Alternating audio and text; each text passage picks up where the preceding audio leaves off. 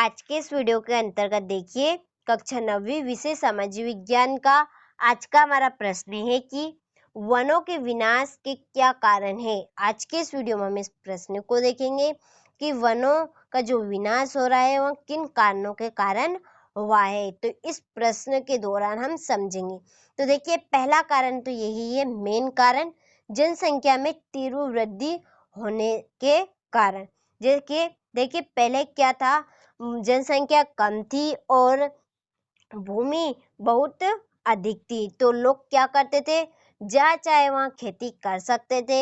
एक जगह को छोड़कर दूसरी जगह पर चले जाते थे खेती करने, फिर कुछ सालों तक वहां पर की, फिर उस जगह को छोड़ दिया, फिर दूसरी जगह पर चले जाते थे। तो ऐसे पहले खेती की जाती थी।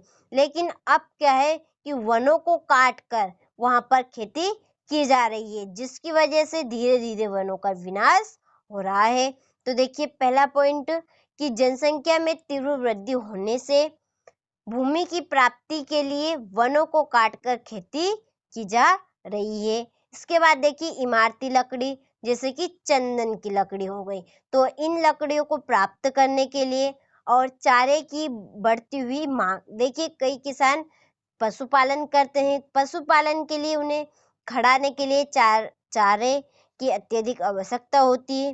तो चारे की बढ़ती हुई मांग से, इसके बाद वन्य भूमि यानी कि वनों को काटकर वहां पर भूमि फसल उगाई जाती है, जिसकी वजह से वनों पर बहुत अधिक प्रभाव पड़ता है, क्योंकि हमें इमारती लकड़ी भी वनों से प्राप्त होती है, चारे की जो बढ़ती हुई मांग है वह भी हमें वनों से ही प्राप्त होती है, क्योंकि हम वनों को काट कर वहां पर खेती करेंगे तो वहां पर चारा उगेगा।